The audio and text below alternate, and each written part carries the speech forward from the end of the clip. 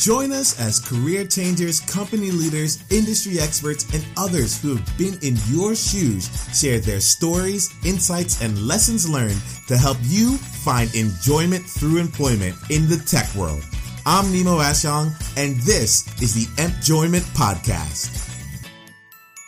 Hey, employees. I'm not necessarily sure if I ever told you this, but one of the reasons that got me on this whole employment journey in the first place was that I realized that every person on this earth is gifted with the same 24 hours in the day. And yet some people seem to be able to make so much more out of that time, whether it's from a productivity standpoint, whether it was from how much they were getting paid, or potentially in terms of the amount of life that they were living. And, I would define the amount of life probably different from what you would define. We each have our own levels and definition of enjoyment, and that's a beautiful thing, because I wouldn't wish my enjoyment on you on any day, even though I quite like it.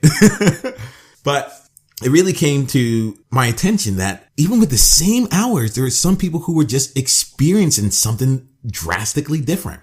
And so I started to go on a journey of trying to understand how they did it. What were they doing that was different than the things that I was doing? And how can I implement the things that seem to be more or less principles, more or less guidelines that have worked for a number of different people, and distill them and bring them into my life? That journey started in 2013 for me, and it's still not finished. I mean, I'm excited. I'm happy to be talking to you right now from Singapore after choosing to take bold action and leave a job that I was actually quite satisfied in, but I wanted more from the experience that me and my wife wanted to build together. And it brings me joy that, when you're listening to this here, we'll be but hours away from taking a trip to Japan, my first ever time in Japan. And I'm really excited for all that. And I bring all of these up because I feel that today's conversation with Nitya Shekar really hits on two of the fundamental things that I felt that the people who were truly making the most of their 24 hours in the way that they wanted to make and spend their time were doing. The two things here, and you'll listen out for it, were about coaching and mindfulness. Nitya does a great job of explaining both of them throughout the conversation, and also just ways that you can start implementing some of these into your life today. I think one of the key things there is just to commit to one day and start, because these things are practices. And that's one thing that it took me a while to realize, but the people who are currently enjoying the levels of enjoyment that they currently are didn't start out that way. They took action consistently over time, and one thing kept building on top of the progress that they had had before. So listen out for Nithya's thoughts and advice when it comes to practicing mindfulness and incorporating that into your life, so that you can find a way to take something that it seems a lot of people who are able to create the lifestyle that they're looking for have been able to implement into their lives. We also talk about coaching, and we're still in the month of October, so I'm going to make sure that I give you the opportunity to come sit down and talk to me through the gift of a complimentary coaching session. As I mentioned before, I'm heading to Japan, so that's a whole week out of the calendar where I won't be able to talk to you. So that limits the amount of time that I have available for this. And I want you to know that my hope and goal is that you take me up on this offer here to just sit down and focus on you.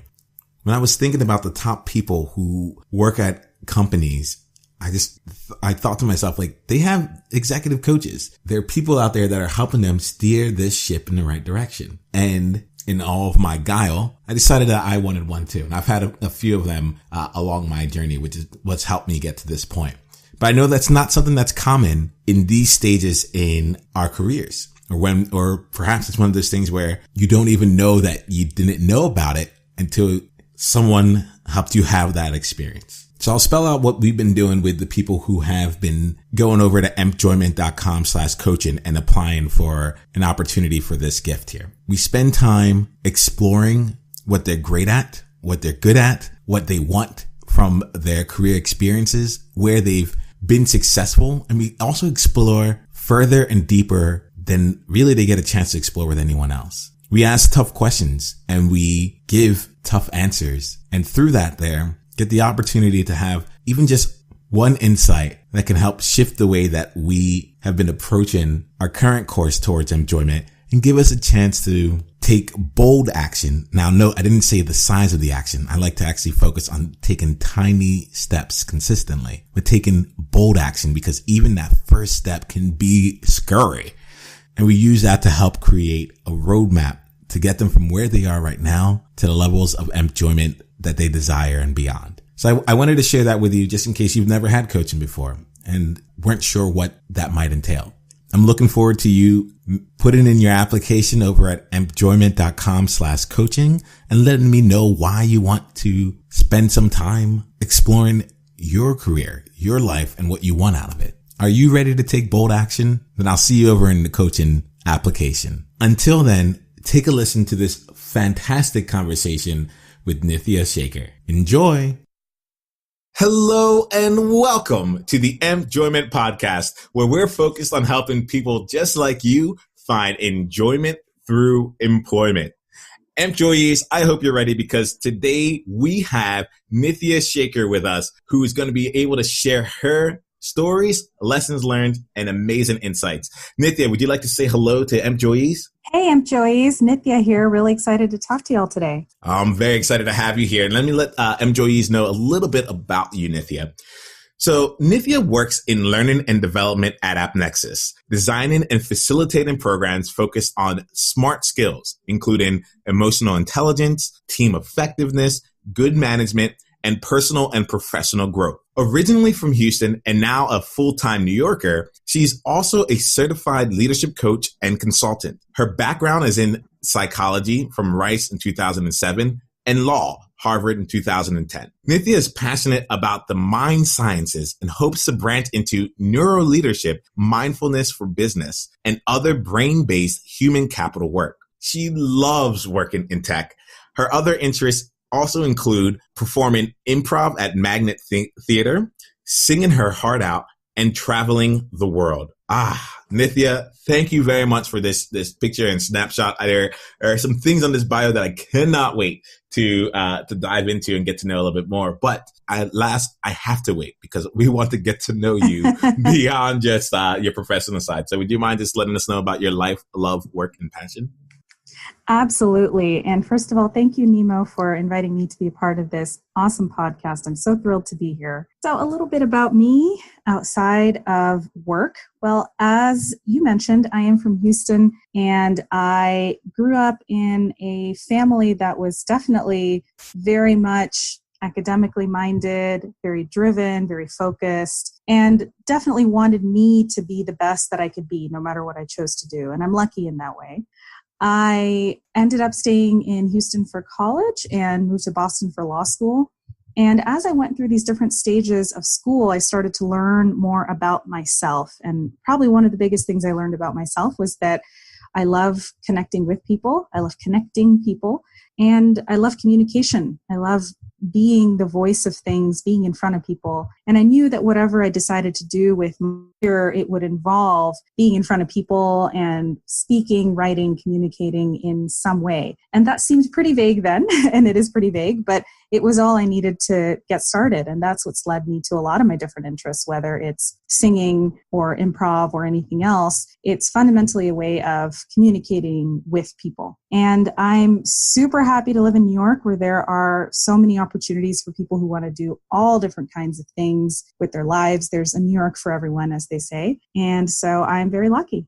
It's really going to be so much fun to explore this year. And I feel like you have found ways to really just find this aspect of communicating with others and building ways to kind of branch and support and build your communication skills in a number of different ways here. I'm seeing improv on the list. I'm hearing all these different things that you're doing. I'm like, wow, you really have found this thing that you are passionate about or that really resonates with you. And I'm getting joy from the fact that like it isn't just in one small nuance of your life or one small aspect of it. You've really found a way to bring it across multiple areas of your life.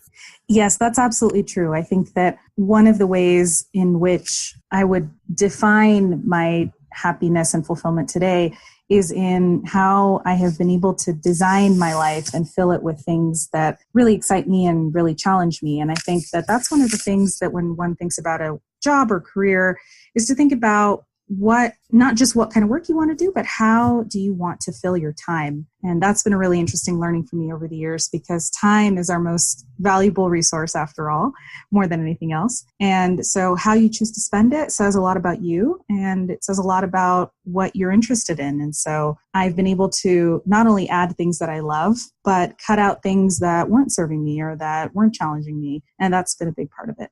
I love this idea of like designing your life and being able to move forward. I'm sitting right now, I'm in Singapore right now, and I feel like that was part of my life design. So, employees, take note of this here and take action. And maybe, Nitya, as we continue on this conversation, you can continue to unpeel how you have gone about designing different aspects in your life, both the adding and the removing. I love how you added that in there as an important part of it.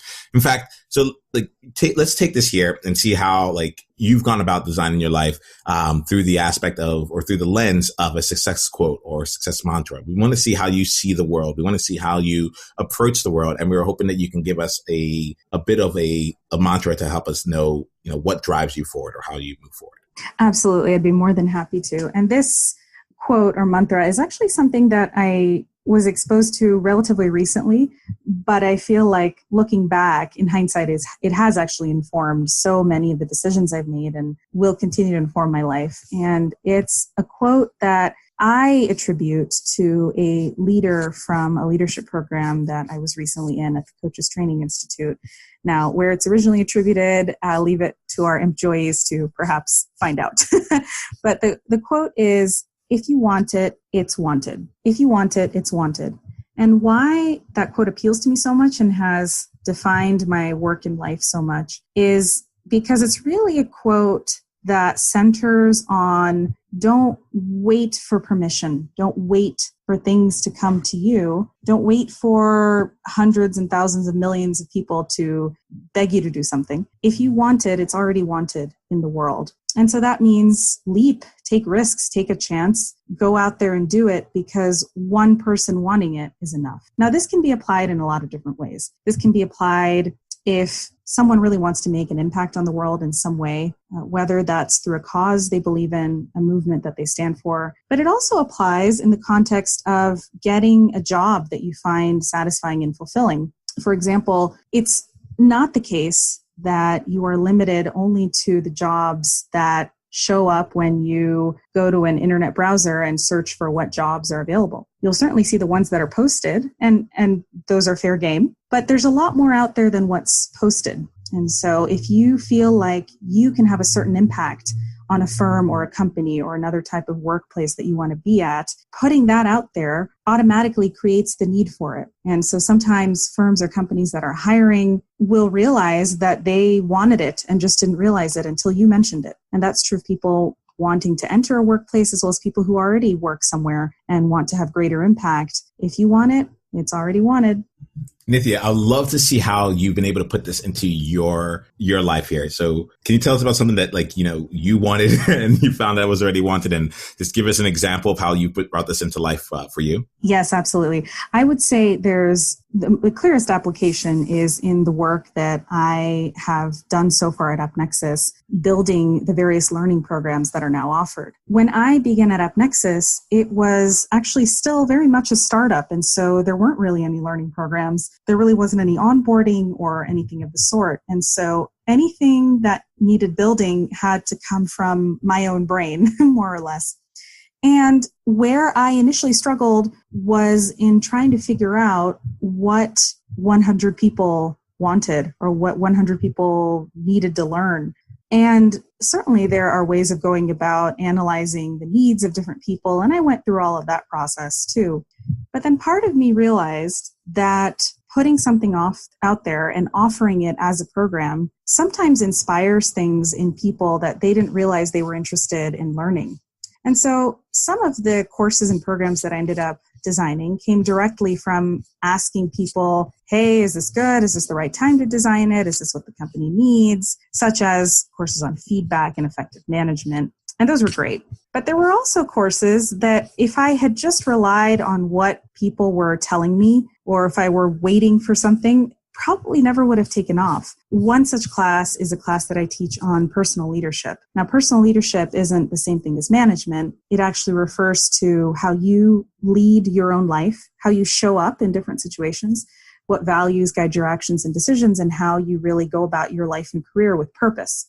So it's personal-based leadership. And this wasn't really a term that a lot of people were familiar with. So if I had put it out there, it might not have resonated necessarily. But what I did was put my own intuition, my own knowledge into a course and offered it as something that was impactful for me, and really offered through the course how I thought it would be impactful for the people taking the course. And it really took off in a way that was not unexpected, but perhaps still very pleasantly surprising.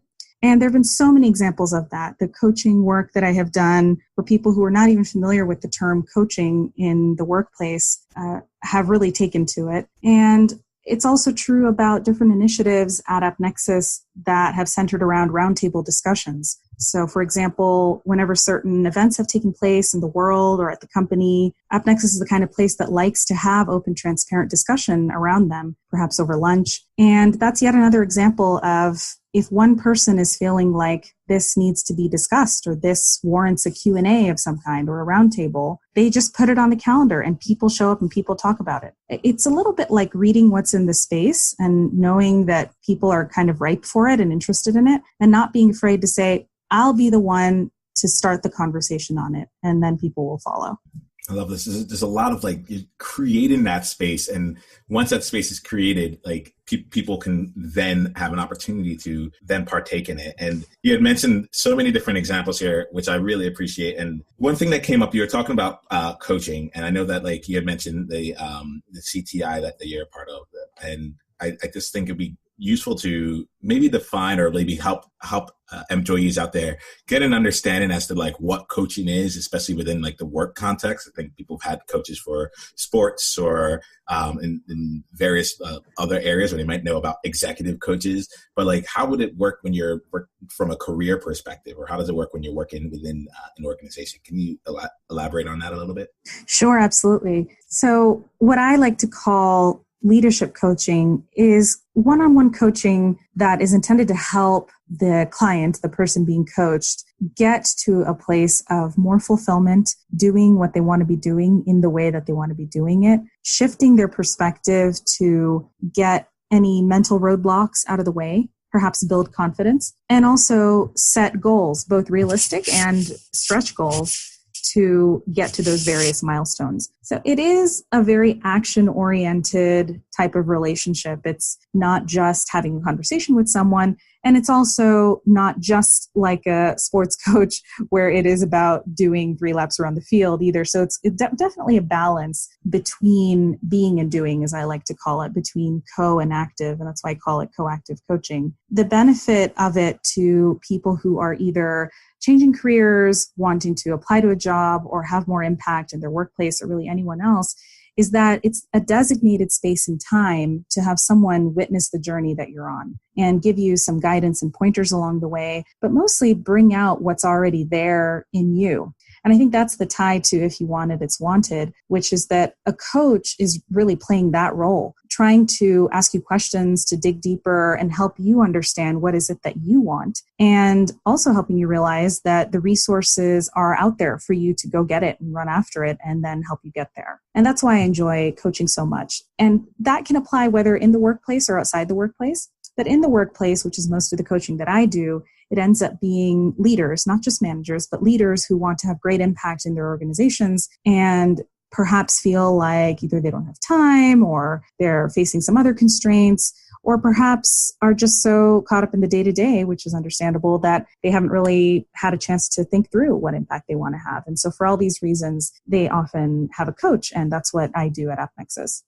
Thanks so much for that, Nitya. I'm sitting here, and the way that you describe coaching, I'm big on coaching myself, and the way that you describe it really helps shed a light on things in a meaningful manner.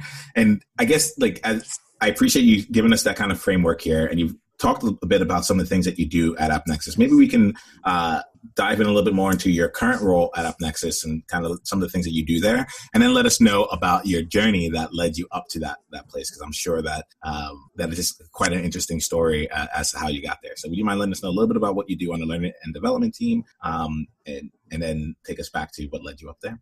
Absolutely. Well, as I mentioned, the leadership coaching that I do with our managers and leaders makes up a portion of my role. But broader than that, my role involves designing and delivering courses and workshops, different kinds of learning programming to people at AppNexus. So my clients are really the people of AppNexus. And that starts right from the day that people start. So day one onboarding, all the way through their personal and professional development, including how to work effectively on a team, communicate well with others, understand others, have more self-awareness, how to handle difficult situations or conversations, how to navigate change, and all of those scenarios that come up in a workplace, all the way through to if a person at AppNexus becomes a manager. So providing them with the essential skills that managers need, how to lead their teams well, and so on, really through their entire life cycle at the company, including career development and internal mobility and things like that. And I really enjoy it. And it's also something that if you had asked me many years ago, I would never have guessed that I would end up here. And that's because it's actually still kind of funny to me how I ended up at AppNexus and in tech specifically. It was really by chance. Because my background was in psychology and law before this, I knew I wanted to work with people and in a people capacity, but I really didn't know what was out there. And I knew that I didn't want to practice traditional law. So for a while, I felt a little stuck, actually. And by chance, someone mentioned to me that tech startups would be a great place for me to look. And it was not something I had ever considered, primarily because I never associated myself with that word tech somehow when I was growing up. I come from a family of primarily engineers. My dad's an engineer. Almost our entire family is, in fact. And I didn't really want to be an engineer. And so I thought, well, if I'm not a programmer of some kind, I'm not really an engineer. And so I'm not really a technologist. And I just didn't associate myself with that world at all. And so when someone suggested tech startups, I thought about it for a little bit and wondered what would I possibly have to do there. But I started exploring that world, and in that search, I found AppNexus. And in my conversations with AppNexus, as with so many startups, was that they were looking for people who were driven, passionate, and wanted to have a lot of impact right away, weren't afraid to wear multiple hats, roll their sleeves up, get their hands dirty, and all of the cliches, but they're true, and just do the work that needed to be done to make things happen and lift things off the ground. As opposed to, as you can imagine, much, much, much larger places where there's certainly a lot of opportunity and great jobs and great work to be done, but perhaps a little bit more specialized. Whereas startups, not so much. And that resonated with me because the tech world is so much about creativity, innovation, building, moving things forward, and iterating on that, coming back to the drawing board, collecting feedback, asking the hard questions like, what can we do even better? Maybe what didn't go well last time? How can we improve? And that type of thinking is what's guided my life a lot. It's very much iterative. It's very much don't be complacent with what you've built the first time. And so I thought, whatever job I get here, I know that my thinking will really fit in to this place. And I'll be able to relate to my colleagues because whether you're a lawyer or you work in marketing or you're an engineer or whatever your role might be, if you're at a tech company, you are a technologist. You have that technical orientation, and that's the expectation. And that was something I knew that I had. And so when things worked out at AppNexus within a people role, I was really happy because I felt like I was around a community that all wanted to continually improve and iterate and make things better. And that's what's kept me there ever since.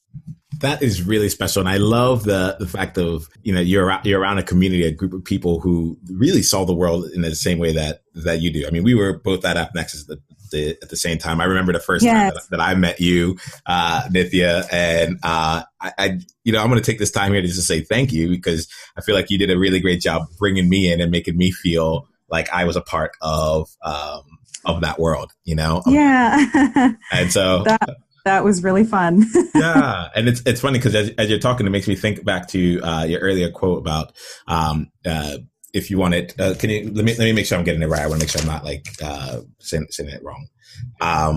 If you want it, it's wanted. Because I remember I was talking to you about how the world sees you and an assessment there. And literally, and MJ it's crazy, but this is, I think, one of the things that helps me really know that what Nitya is saying is rooted in so much truth.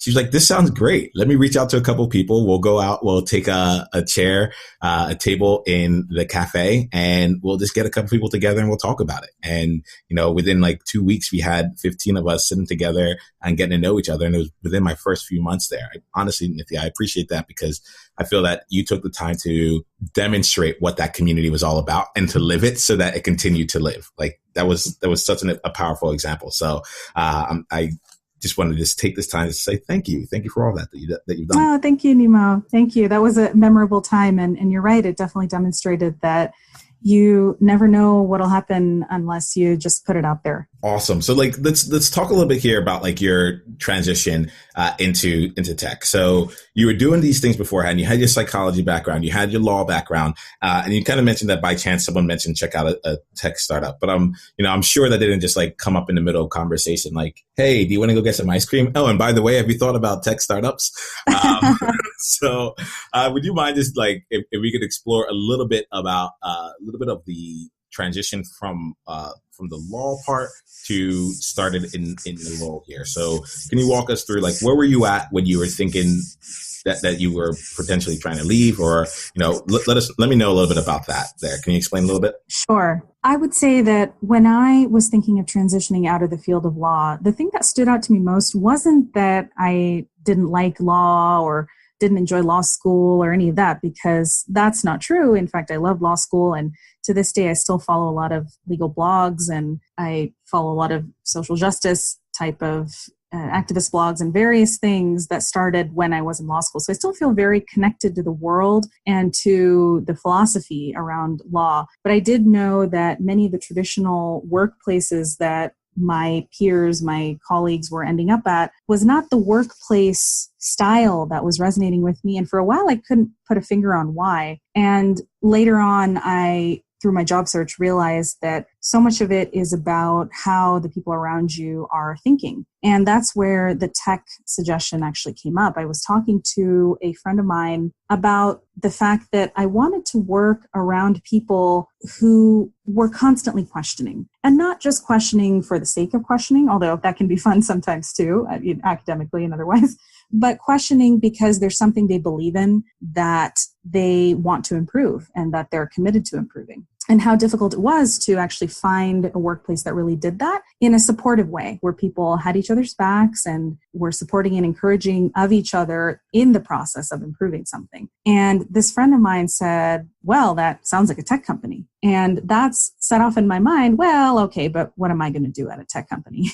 And that's where the conversation came up around startups. Now, it's also true that larger tech companies have a wide variety of things to do for people who don't have an engineering background, but I wasn't familiar with that at the time. And I think for me, the additional draw of startups beyond what I mentioned earlier around it being a little more scrappy and wearing multiple hats was that there was the potential for very, very high growth, fast-paced, rapid growth. And that was exciting to me too. I wanted to be somewhere that didn't feel like it was done growing and stagnant, but rather on the rise and really going somewhere. And AppNexus definitely met that criterion too, because at the time it was about to enter really a hockey stick style of growth within the advertising technology industry. And that has definitely panned out too in the last 6 years. It's doing remarkably well and it's definitely an industry leader. So to get to be a part of that growth in itself was a reason to work at a place like that, because when you work somewhere that is that fast-paced and rapidly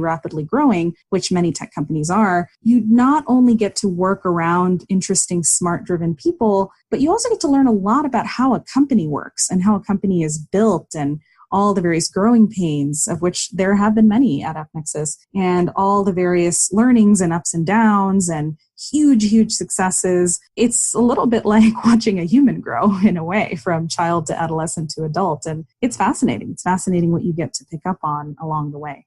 What's really cool when I'm listening to this here, Nitya, is that like, it feels like you again chose your life by design. You're like, you had a vision of the environment that you wanted to be in, the type of people that you wanted to be working with, and then you went out and you made that happen.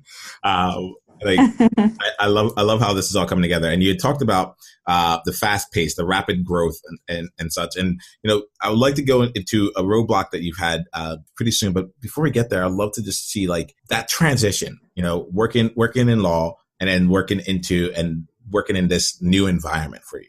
If you can take us back there, like, can you let us know, like, maybe one or two things that you found to be challenging or that surprised you about making that transition in kind of like your first couple of months at yes. that role?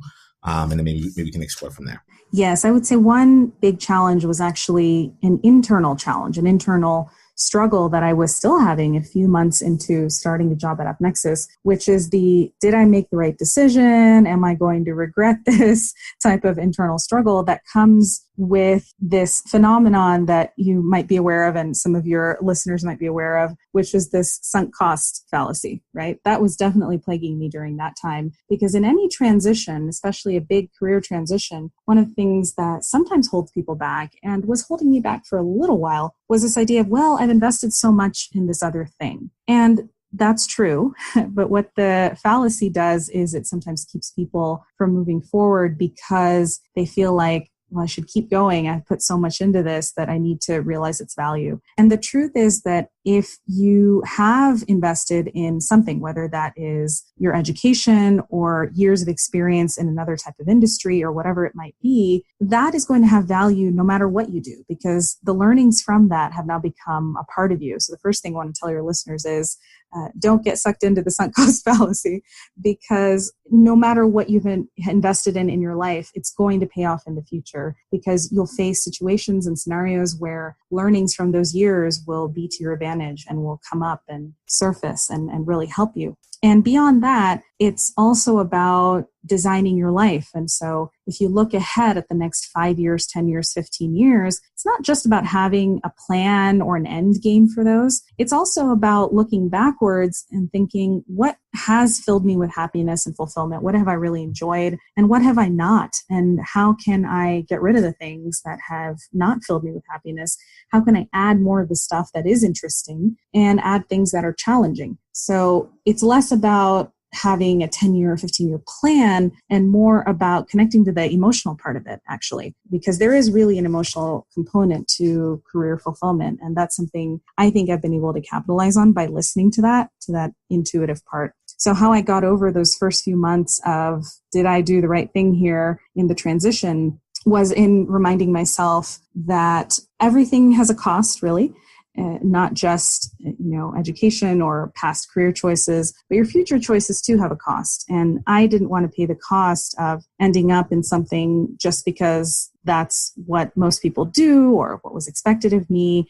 I didn't want to pay that price. I said I would rather, gamble here and try something that looked interesting. And if not, try the next thing. And it's a difficult thing for many people to do. And I think it was difficult for me too initially, because it took a little while for me to understand that I was in the right place. But I would just advocate patience a little bit. Patience, not just with external circumstances, but patience with yourself. Because we're human, and so change is never particularly easy on any of us. And so if you're someone who is wanting to transition and feeling a little unsure about it, know that uncertainty is okay. That's okay, and that's normal. And also consider what costs you're willing to pay and what you're not willing to pay, what fills you with joy and what doesn't, and make conscious choices around designing what works for you. Nitya, I have to say thank you so much for that there, like just walking it through, just being like open and real about like that experience there. I think, quite frankly, there's whether or not someone is moving into a brand new field from straight, never having done tech before, or is even just looking for like a new role within a tech company or like a new way of applying their skills going forward. These things happen. And as someone who was an actuary for 6 years and taken a number of exams and, there's a lot of money, there's a lot of like Saturday nights spent alone sitting and studying.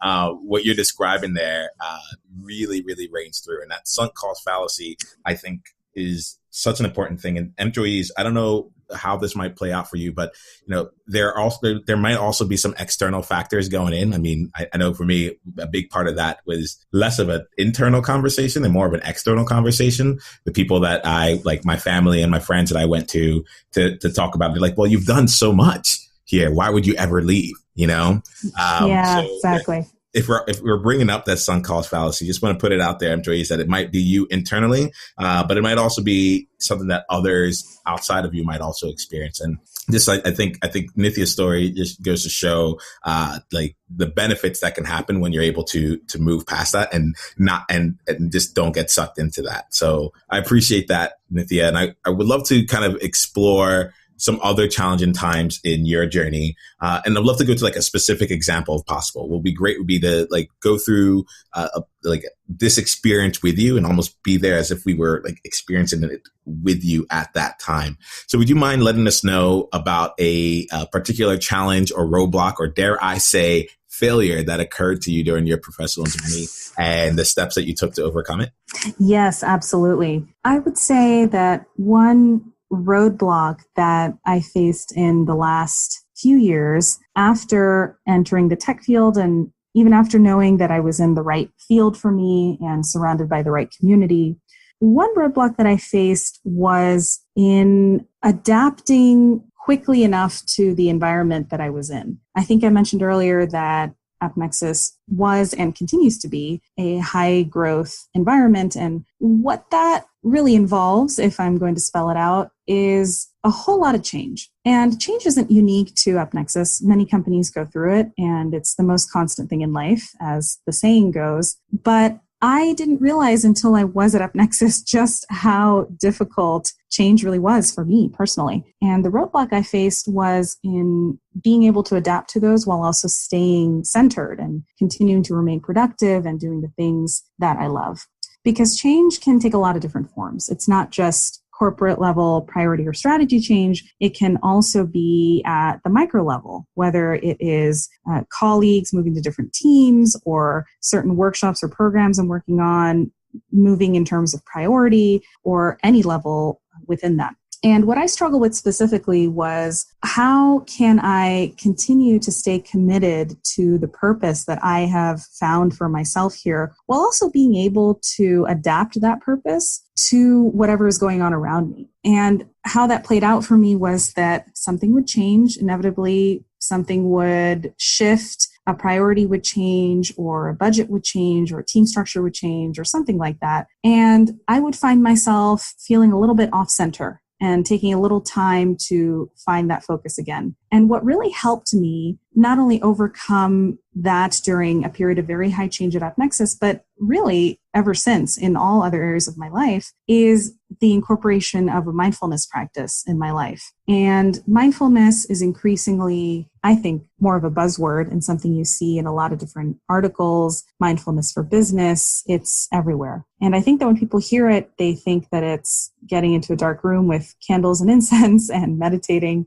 And it could certainly be that. But the way that I have incorporated it into my life is in finding ways to bring myself to center, to become grounded, and to stay connected to my purpose. Now, in my case, my purpose, my leadership purpose, my career purpose right now, version 3 or whatnot, is that I believe that learning is empowerment. And so my purpose is in providing people with the tools to meet life through learning. And mindfulness helped me stay true to that, stay connected to that, so that in times of change, I knew why it was really there, and I could find my anchor again when the dust settled, so to speak. And that's helped me in my personal life as well, whenever changes have happened there, with family or otherwise. Breathing, doing a variety of different exercises has just helped me be more me. It's not just about getting to a place of Zen, although that's great. It's helped me bring out the strongest part of me. And I think that's the leadership learning, is that we're the strongest and best version of ourselves when we're centered. That's not to say that emotions are bad or anything like that. It's not to say that you can't have any reactive moments. Absolutely not. I still very much do. But incorporating daily practice has made me more resilient. And resilience is a hugely important career skill. And so I want to offer that to your listeners. So I am loving this topic of mindfulness. I myself, I practice a version of meditation that has been working for me. But what was really hard was just that first time actually like getting started. It feels like, and just so you know, I feel like I took mindfulness and I scrunched it down into just meditation. I feel like there's more to it than that. So if someone was looking to kind of like start a mindfulness practice right now, or use that to help them navigate the changes, or just find their center as they're making their next transition in their career journey, like what would your suggestion be to just kind of get them started on either something very simple or taking that first step? Definitely. I think that word simple is so key, Nemo. Simplicity is everything, I believe, in starting a mindfulness practice.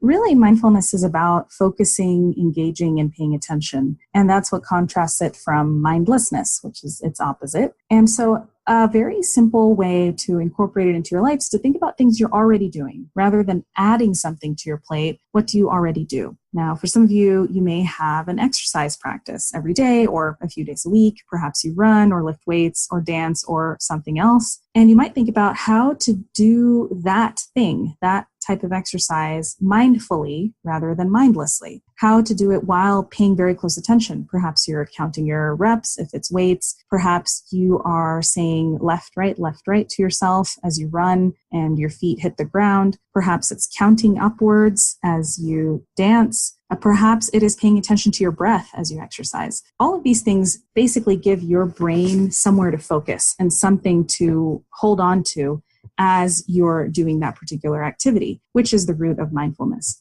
The same could go for anything else that you do. If you live in a city where you walk to public transportation, that could be a great place to count your breaths or recite something. Perhaps pick a phrase or a quote that's really meaningful to you, or a song that you like, and pay attention to the words and say them to yourself as you walk. It could also take the form of, if you work in a workplace where you have a desk and you sit at a chair at a computer like many people do, to stop every hour and take 10 breaths and paying attention to your breaths as you do that. Again, it's all about training the frontal lobe of your brain, your prefrontal cortex, which is the part of the brain that deals with complex processing like decision-making, judgments we make, language, all of those things live in that part of the brain. It's training that part of the brain to pay attention more. It's building the muscle of, hey, stay focused. There's something important going on here, as opposed to our reactive brain, which is the amygdala. It sits at the base of our brain. And that's what sometimes gets us a little off center because, as I said, it's the reactive part of the brain. And so without getting too much into the biology, the point really is to build a muscle like you would build any muscle. Build in a simple practice into something you already do every day, like filling a cup of coffee, and think about how you can engage your brain fully in that moment in some sort of activity. It's interesting as you're saying this here, Nitya. I'm taking this in and I'm thinking to myself, I'm like, oh, how can I just take this in and start incorporating it into at least one of my daily activities. So I appreciate you providing some clarification on what mindfulness actually is, or how you go about an approach. And so you've been able to use this practice of just kind of training your brain or focusing on different things to help you manage ambiguity and changes in paths. How does that kind of manifest itself, I guess, in your life? That's a great question. Well, part of mindfulness, it revolves around the fact that everything is worth paying attention to, not just your breathing, not just your walking, but everything. Sensations, distractions, emotions, everything is fair game. Unlike what I think many people may believe, which is that if you're being mindful, it means you're not having any emotions, you're totally zen, totally blank slate, no distractions.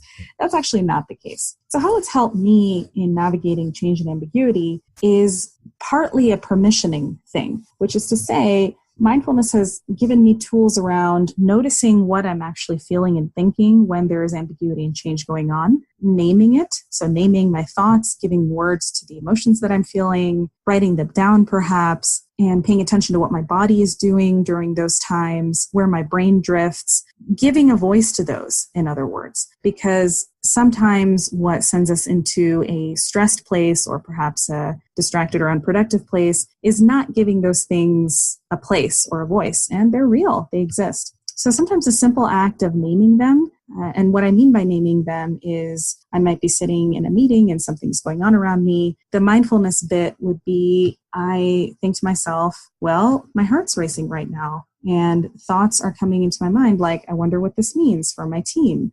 I wonder how this is going to play out. I wonder how this will impact a future project that I have to work on. I notice that I am wanting to take a break and maybe have a conversation about this with a couple of small people. So really naming everything that's going on, paying attention to it, and giving it permission. Permissioning is essential because it helps us just accept what's going on. And that really just frees up space. It's kind of like creating cognitive space a little bit. It frees up space for the things we then have to do rather than just being paralyzed by it. So what has helped me is in naming it, and then that frees me up to figure out what I actually have to do to move things forward. So move the team forward, move projects forward, move myself forward. Now I actually have the mental bandwidth to do that because I have allowed the other stuff to exist, which is why mindfulness can be so powerful. It's really a lot about giving yourself permission to be where you are and do what you're doing, while also helping your mind go to the focused place that you need to go to actually be productive and move things forward. Thank you so much, Nitya. I'm sitting here and there's so much about this that is now becoming even more clear to me as you describe it and go on, where I'm like, oh, so that's what's been happening as this goes along. So I appreciate you taking that time there. And, I think it's something you said at the very beginning of this is really important, which is that, it's a muscle that you build just like any other muscle. So employees, if you're hearing this here, it's clear that Nitya is, very aware and has taken the time to be centered and to really understand herself and what's going on there. Based on what you're saying, Nitya, it feels like people may not come out, day one with the same kind of insight into self, but it does grow and it does continue to build from there. Would you agree with that, or? Yes, I would absolutely agree with that. It is built over time, and probably even a shorter time than you might think, because I think that new habits we sort of pick up on more quickly than we realize. So it's all about building habit like anything else, like brushing your teeth or anything else. Nice. So can we flip things around? We were looking at a challenging part of your journey, and you've been talking a lot about fulfillment and joy. And I would love to just explore one moment that you've had in your professional journey where you got a chance to really feel fulfilled. Would you mind letting us know about your proudest professional moment and the things that led up to it? Certainly, I'd be happy to, Nemo. And I'm fortunate to say that I've had a lot of really fun and satisfying professional moments. So I'll pick one recent one about which I'm particularly proud. And that was actually just about a month ago in August of 2017. I was given the opportunity to be a part of a leadership offsite that was taking place in the AppNexus Sydney office. Now, this leadership offsite is one that our JPAC offices, that is to say Japan, Singapore, and Australia, do every year. And part of the purpose is to do strategy setting, goal setting, looking back and looking ahead for those regions and those markets. But there's also a team building and career development component to it. And I knew that this was happening this year, and I was certainly a part of helping to design it, which was really exciting. But what I didn't know was that I would have the opportunity to actually be there in person and help to run the offsite. I was super excited when this news reached me, and it was definitely a scramble to make it all happen. But why it was such a proud professional moment for me was because it was more than just getting to be in Sydney, which is an awesome place, by the way. It was about getting to be a part of a much larger vision and be a part of strategy setting for a region that I didn't really know that much about before.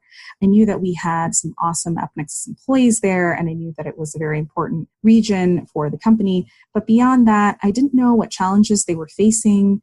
I didn't know what they wanted to most learn about, and I didn't know where they wanted to grow looking into 2018. And being there in person helped me build a lot of really great trusting relationships that really only happen face to face. And beyond that, because I was involved in the design for the week, I was able to work directly with the key senior leaders of the region to consult on what the region most needed, what they were looking for, and how I could best customize and tailor what I already offer, and how I could design new things also to meet that need. And it felt like a truly consultative process, more than just delivering content that I already had. It involved quite a lot of starting from scratch, going back to the whiteboard, as they say, and figuring out how I could best add value, because it really is only an offsite for a week, just a few days. And so I had to capitalize on that opportunity and give people what they needed in the short time that they had. So it was definitely a challenge and a stretch, but I was so happy to get to consult directly with the leaders and earn their trust as well through the course of this and play multiple roles during that week. And I'm happy to say that it had a positive impact, and I'm looking forward to more such projects in the future. Congratulations. I feel like super Thank awesome. you.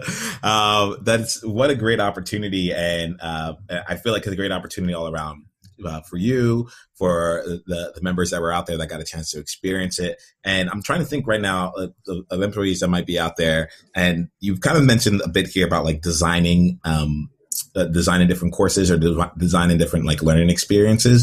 And I was kind of wondering, like, from using this as an example, like, how might that process of actually designing a learning course or learning experience come together, so that employees out there, potentially, if they're interested in or have the opportunity to design something for the people that they are working with, can take some best practices out? Definitely. I would say there are many best practices, but I'll focus on 3 for the sake of today.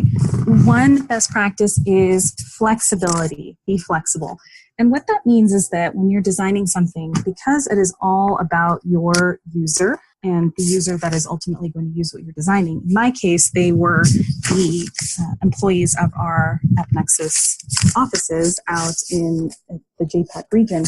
In your case, it may be different clients. But flexibility gives you the ability to adapt whatever you are doing to what is needed. And sometimes what is needed can change week by week, day by day, sometimes hour by hour.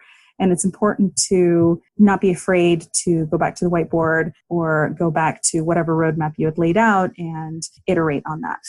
The second best practice, I would say, is in being over-communicative. So err on the side of over-communication. And that's important because in design, there is an initial needs analysis typically, and that's something that I did too, and something you may do when you're designing things. But those needs can change, and more importantly, it's important to check in on whether you have understood them correctly and get feedback on what's happening and continue to move forward, not just in isolation as the designer, but in partnership with, in collaboration with the people that you are serving. And the third best practice that I would say is live in the moment, or as I like to say, dance in the moment. That means when you are delivering the final product. In my case, I was facilitating workshops, but in your case, it may be a presentation or a pitch or something else. When you're in that mode of, here it is, everyone, still dance in the moment, be open to questions and feedback, and don't forget to listen beyond the words that are being said. So not just what people are saying, but how they're saying them, body language, how something is being received can more often than not be read in the room and not just in what people are saying. And that can be a great indicator of the success that you're having, the impact that you're having, more than just what people are saying.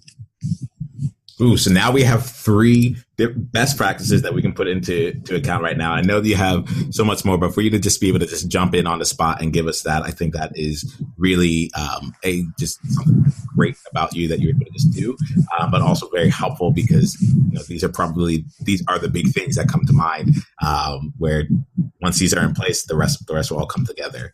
So Nitya, like as we wrap things up here, I'd love to just find out a little bit more about, like, we've spent a lot of time looking at your past. I'd love to see like what's going on for you currently and what are you like excited about in the future. Would you mind letting us know a little bit about that? Absolutely. One of the things I'm most excited about now is continuing to build my skill set and continue my practice within mindfulness for business. So I have my own personal practice, of course, but taking that into the workplace even more at UpNexus and beyond UpNexus. I am really passionate about providing the benefits and sharing the benefits of mindfulness with many, many others those who work in different types of workplaces and different industries to be able to live more centered lives, more grounded lives, and ultimately more happy lives. So that's definitely on the radar. I'm also really excited about, and I have shared this with you personally, Nemo, starting my own podcast, in fact. So I'm eager to enter the world of podcasting and put my voice out there within many different subjects, many of which I touched on today, but also my other passions like improv and singing. I definitely know there's something there within the podcast medium. And separate from that, I am excited about continuing to apply learnings from the leadership program that I just completed with CTI, one of which is in how to have impact beyond the work that I'm doing.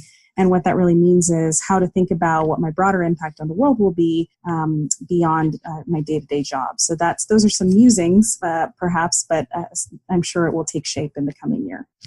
Can I just say that I'm really excited here for you? This is really, really fun here. And if you ever want to talk about those, some of that, the impact beyond, I'm also thinking about some of that on my own. You've mentioned this before, and I feel like this is probably something I need to do, which is just to go and take some of these CTI courses and really get that experience. Because quite frankly, I feel that the way that you look at life, the way that you approach life, and the way that you approach different challenges and even just bettering yourself, really is something that resonates with me, and I think resonates a lot with other employees. And just seeing the approach that you've taken to it, it's just very, very inspiring.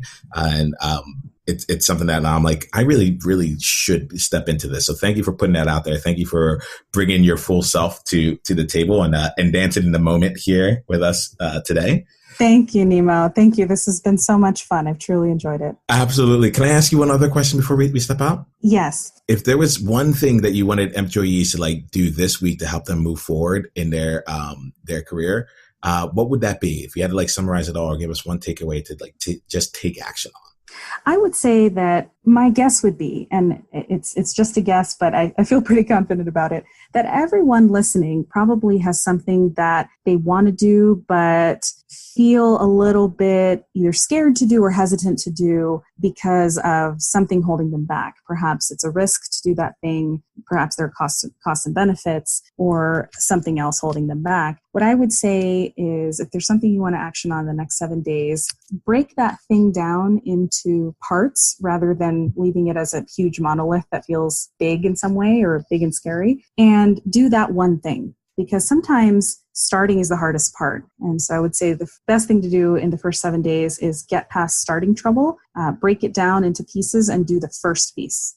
All right. It sounds perfect here. So Mithya, if you want to stay in touch, how can we go about doing that? Definitely. I am on LinkedIn. My name again is Nitya Shekar.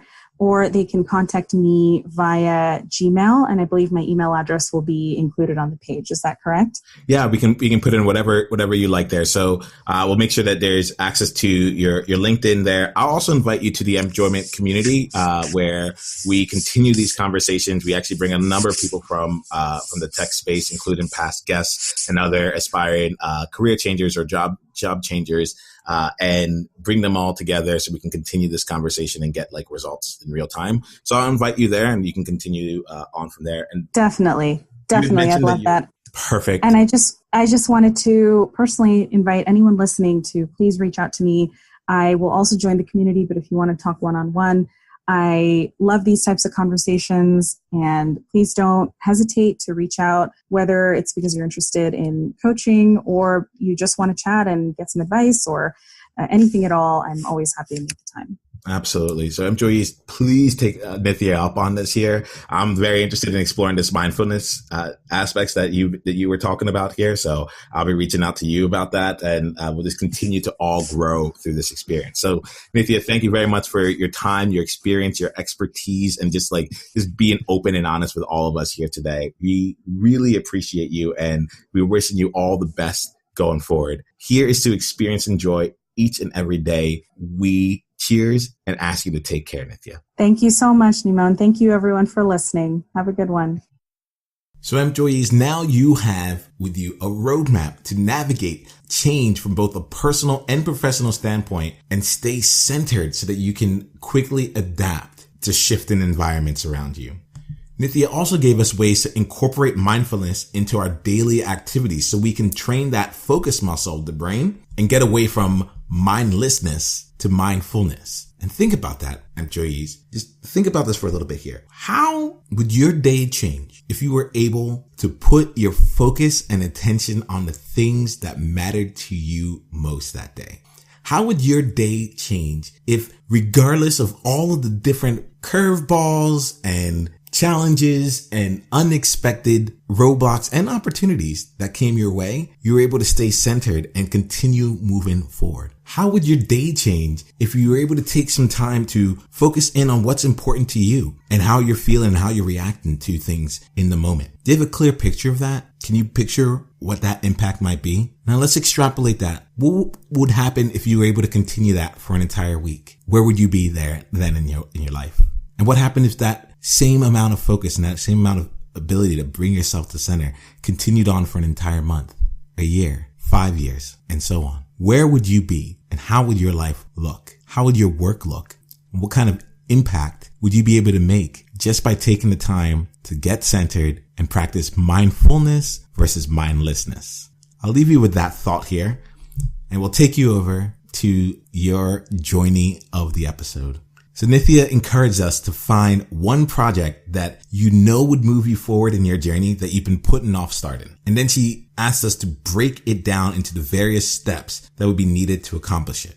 And then commit to taking that first step today to get started. So what I'd like for you to do is to come over to the Enjoyment Community, the home of the Employees, which you can get to at employees.com, and using the hashtag Joining26, come share with us the project you identified, the first step that you established to make progress, and when you plan to commit to taking that first step. And I'm going to say that again because planning to commit is not the intention here. So let me rephrase that.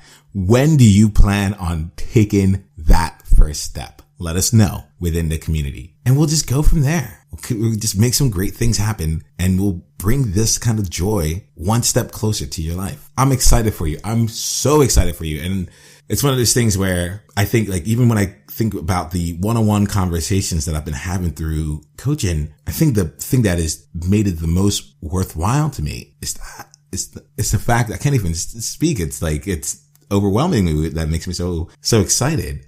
But it's the fact that people are seeing a completely different level of enjoyment in front of them. And then they also can see the roadmap to get there. They can see the path out there and they can see that first step that they need to take. And I'm so excited for you to be able to do that yourself. So take this. Nitya's given us great advice. Put it into action and come share it with us. We want to see it. We want to hear what you have to say.